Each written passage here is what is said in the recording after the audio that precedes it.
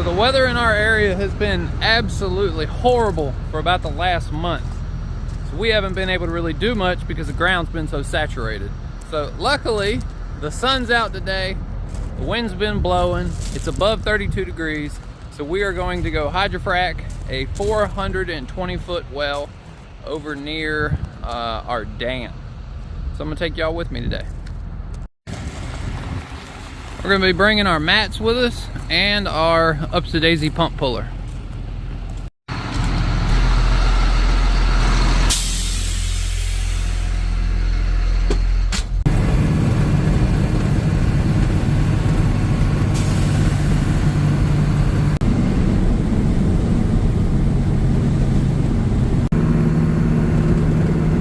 All right, we have arrived. It's a beautiful house. Let me show you. Ooh. So this is the beautiful place that we're working at today.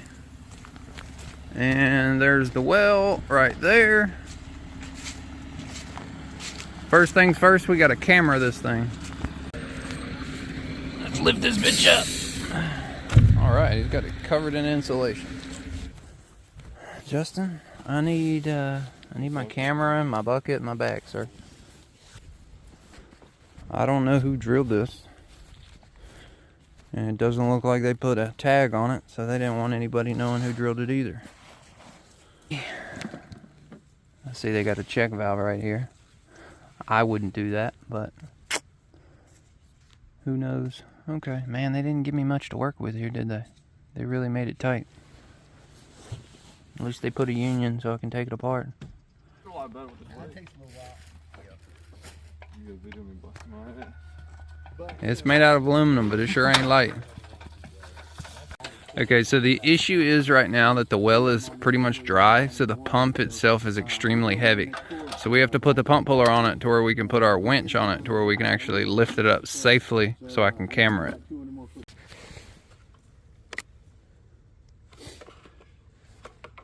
Man, I'm just sticking. Alright. Yeah, I think we're in the borehole now. Somewhere in the last 20 feet you came out of pipe. Coming back up slowly. Yeah. At least we're in rock borehole now. Yeah. On the edge of the pipe. And we want to know to where we can make notes where the casing stops. Right. 'Cause that's looking like really good, competent rock. Oh, look at that. That's what it hung up on. There is a rock ledge. A rock ledge, yep. That's all right. Come up. I can't yet. I gotta Get some sort. There it is. A little bit of a lip too. Oh, I see what you're talking about. Yep, a little bit of a lip. Alright, so we figured out that the casing is only 21 feet deep, and we're going to set our packer at 50 feet. But now we're going to boombox the well, which is an acoustic sounder, and it's going to tell us how deep the water level is currently. But we know the well is, the pump is extremely heavy, so the water level is going to be really deep, probably somewhere past 200 foot. But let's go figure it out. I just built it like it was, and that way I could use that alley arm. Okie dokie. So what this does, this is going to give us a digital footage of how deep the water level is. This side of the yard doesn't see much sun. No, it does not. It comes a little bit in the morning, then it gets behind those trees the rest of the day. We should have been down here when it was 27. I'll set our minimum distance to 100.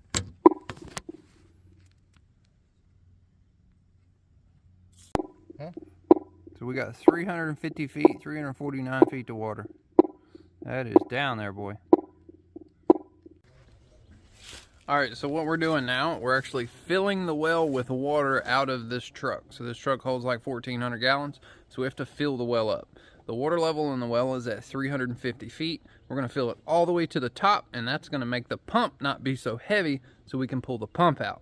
Then we're gonna send our packer down the hole and we're gonna frack the well. Regardless, the well has to be full of water in order to hydrofrack it, and it makes it 1,000 times easier to remove the pump if you fill the well full of water.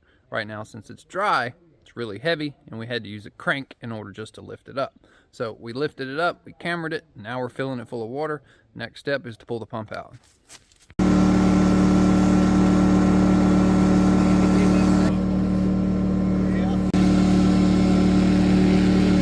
that the well's full of water, we are using our up-to-daisy to pull the well pump out. It was still incredibly heavy, so my thoughts are maybe that the well pump was sitting on the bottom of the well and it was kind of silted in. It was way too heavy for what it should have been. So now we've got our little generator running and we are pulling out 400 feet of pipe and wire. Most likely we're going to find a 1 horsepower, 5 gallon a minute pump at the bottom of this hole. Alright, we got the well pump out. And it is a, what did they put? They put a 5 gallon a minute, 1 horsepower down there. Good pump. That's a lot of pipe. Alright, we got the frac unit all parked in spot. Laid our mats down so we didn't ruin the man's yard. The ground is not the best. But now we're going to go ahead and load the packer and put it in there.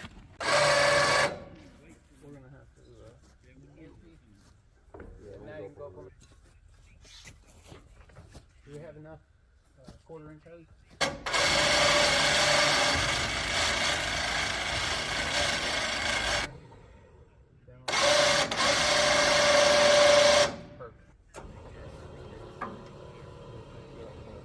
We don't want to create trouble.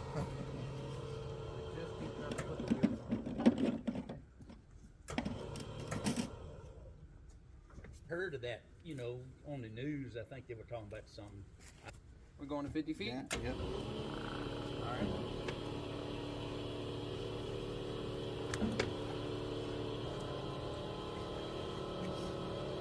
Everything's harder when it's cold. Yeah, gonna have to edit that out.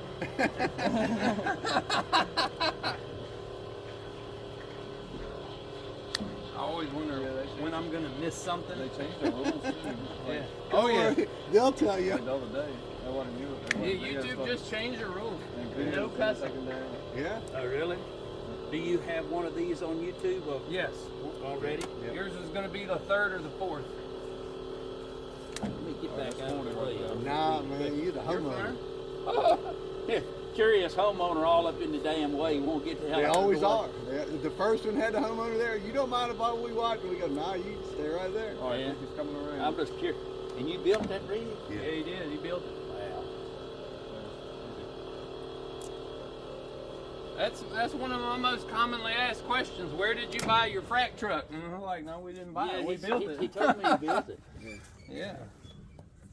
The reels came out of Canada. They're Hannay reels, and they built this whole unit right here for me. Right. We told them the size hose they want on there, but you know they make these hose reels for everybody. Right, right. So they built this, and then the pump this come out of the oil field. This comes out of like Houston, Texas, but it's just a regular Wheatley pump. Okay. And then that's actually a Chevrolet Sunbird engine with a 4-speed manual transmission on it. So we can get all the pull that we want on it, and then once we get it to flow, we can run it as fast as we want. Okay. Right. So it's a pretty good unit. And that unit there, that's the original motor we put on there. Is it really? Yep. Yeah, it still is. In the It's 80s? a Sunbird, 1980 Sunbird. How about that? Yep. All right, we ready to flow some water? Yes, sir. All right, let's go do it. I'm gonna start this thing up and let her warm up. Choke. Start. It runs great. I put a brand new carburetor on it. It runs great. All right, so what I'm gonna do now, I'm gonna flood the hole, and that gets all the air bubbles out of the system.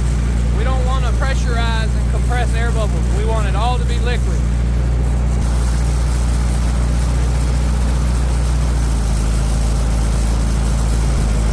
It'll only take about 2 minutes. The water level in the well is probably at like 40, 50 foot. It's just rising right now. As I run this pump, the water level in the well is coming up. All the air bubbles are coming out of all of my hydraulic hoses.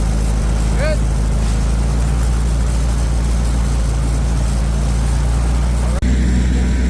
So if you've watched my other Hydro-Frac videos, you know that the next step is to inflate the packer. So right now he's holding that, sending hydraulic fluid through that 1/4-inch reel all the way down to the packer, and it inflates the packer. That swells up against the rock wall of the well, and then we can push on it. So before we start fracking, the most important thing we're going to look at is that pressure gauge right there. The idea is the pressure is going to climb to a high number, and then it's going to drop off to a lower number. That means the vein of the well has been pressurized, and then it basically it blew out, and it accepts the flow of water at an easier rate. So that in turn makes the pressure drop down. All right, here we go.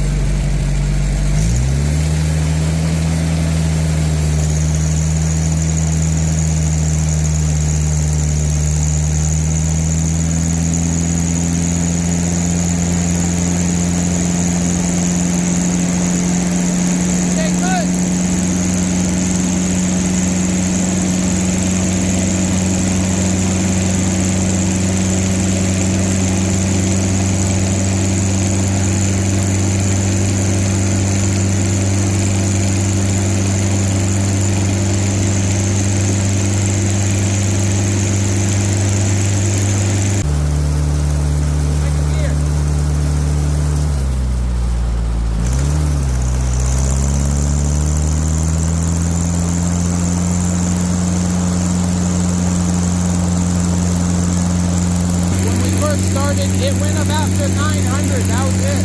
So it didn't take much to open the veins up. Now we're riding in second gear, and it's pumping right at 600 PSI, probably 25 to 35 gallons per minute. Here in a second, I'm going to send it into third gear, see if it'll take third gear. A lot of wells will not accept third gear because the flow rate is so incredibly high. But I believe this well is a good candidate to put it into third gear.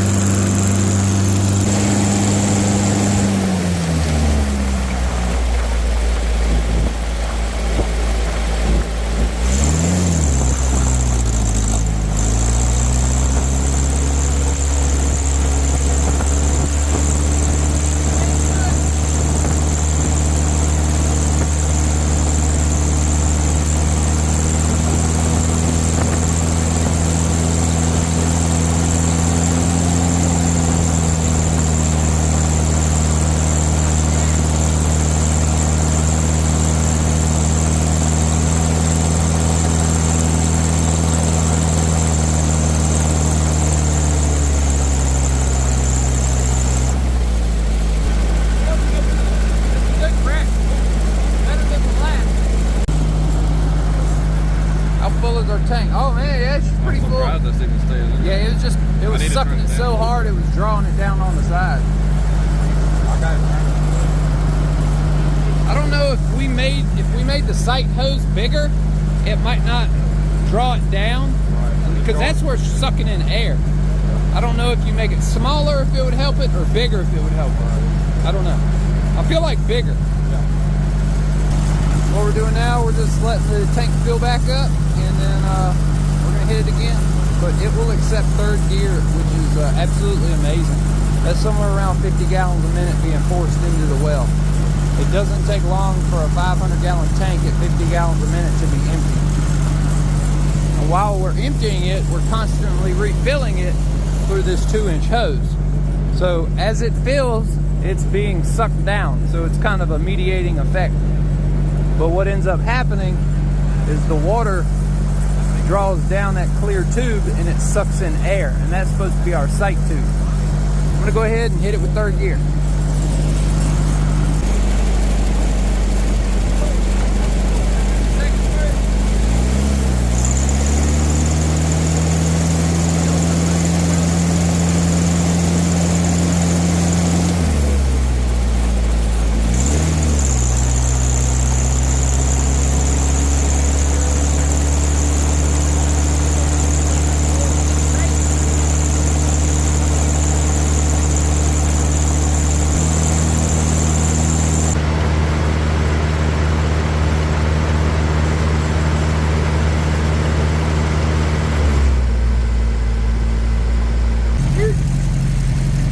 So the resting pressure with the system off right now is about 250 PSI. Typically what we see is around 500 to 600 once we've done and basically let it rest. so this was actually sitting a little bit lower. Typically that's a good sign, but we won't know until the homeowner uses the water.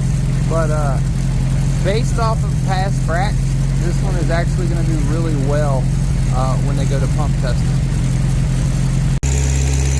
Okay, so at this point we are out of water on that truck, and you come over here, look at the site too. We are almost out of water in this truck. So I'm just draining it all the way empty, and we will be finished. Then we have to pull the packer out and put the pump back in.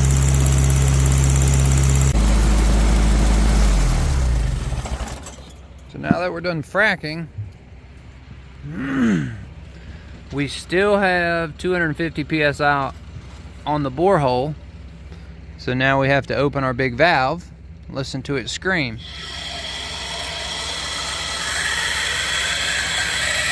What this is doing, this is lowering the pressure, and all of the water pressure that's trapped in the well is now flowing back through this, through the sand separator, back into the orange hose and into the tank.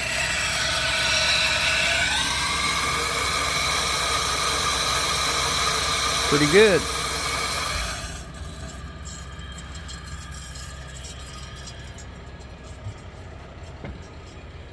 And hopefully the tank doesn't overflow. Now we wait. Well, for the 3,000 gallons of water that we push back into the well, it's all coming back out. It's filled our tank all the way up, and unfortunately, it's giving it back to us. So nothing we can do. We just got to allow it to happen. That means the well is pressurized, right? So it's pushing water back up through the vein, through the borehole, and through all that pipe. So it's pushing it back at that rate. So that is a considerable rate. Now granted, it is under pressure, but if the hole was really small, if the crack was really small, it would flow back at a slower rate, but for a long period of time. This is flowing back at a really fast rate, and so far it's been about 5 minutes that it's dumping it back. So it's pretty impressive.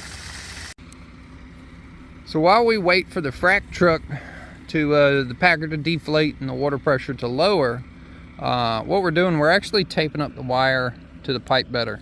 As we were pulling it out, I noticed that they only had the wire taped to the pipe about every 8 to 10 foot. So we're going to go up the whole length of all this, and we're going to tape it every 3 to 4 foot. That way they don't have a premature wire failure in the next few years. Whoever installed it, they did a good job. They just should have taped it a little bit more frequently so you don't have a bad spot in your wire.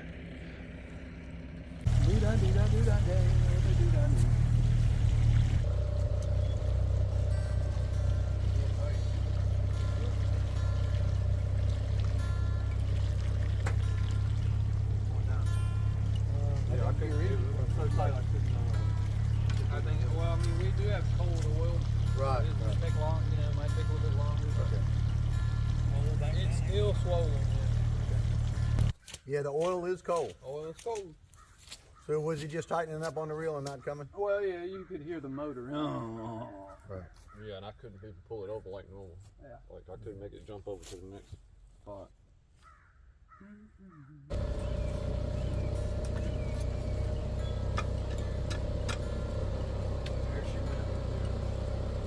Usually I can pull then in the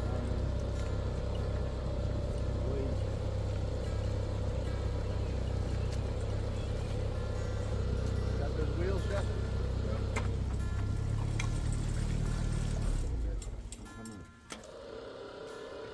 Oh yeah, we got some grit on top of that sucker. You good?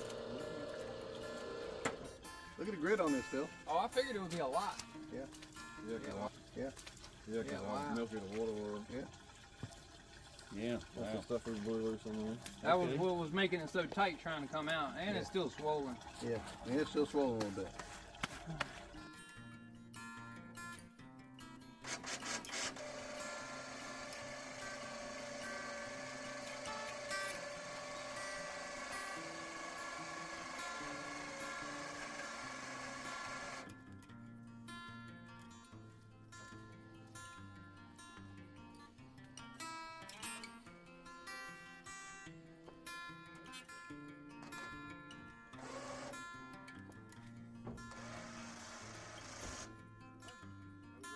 Those look good.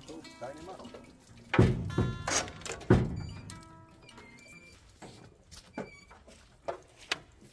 All that black, is that what swells out against the cracks of the rock? It's like a hydraulic cylinder that's with a rubber center. Okay. That's all it It is. shrinks and it swells. Swells it out. Justin, fire this Hydro-Frack up. Having you how Let's get some air on it. We took the old one apart.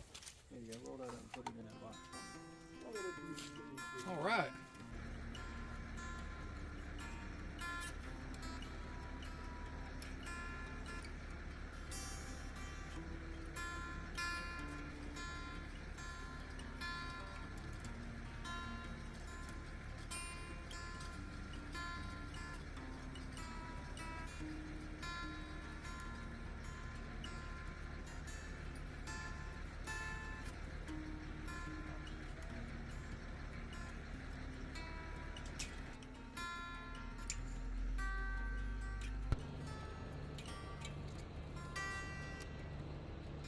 You'll know in a few days, huh? Yep. Do you, with the video you make, do you crop parts out, Oh, cut yeah. parts out, and put the important parts I in? spend about 2 hours, 2.5 hours editing. So how long will your finished product be about? 20 minutes, 30 Yeah, minutes? 20, 25 minutes. How do you see it? YouTube, I mean, just H2O Mechanic. H2O mechanic. Yeah. I try to separate the business name from that, Oh, okay. because Right. videos get seen everywhere. Yeah. I get calls from California, Oregon, New Jersey. Really? Yeah. And I try to help people. Yeah. I do video calls and stuff like that. Okay. First I did it for fun, and then it turned to be pretty lucrative, and then I feel like I might be able to do something Oh, really? substantial with it. So I'm gonna try. I'm gonna see where it takes me. Well, good luck. There's not anybody learning trades anymore. No. So because there's no one learning trades, there's nobody for the average homeowner to call, Right. and it's only gonna get worse. I know. So, you know, I try to tell people, you either go to college or you learn a trade. You're better off learning a trade right now than you are Tell me going to about it. college. You put your hands on something and make a service or 100%. make something happen, you can feed yourself. You can make a living. Plumber's gonna make more than a doctor in the next decade. Yep, won't be long. Ain't gonna be no plumbers left. Nope. Okey doke. Still cut the power on. You ready? Yes, sir. Okay. Well, that's it for today, guys. Hope you enjoyed the video. If you did, please smash that like button. If you're not subscribed, go ahead and hit that subscribe. See y'all on the next one.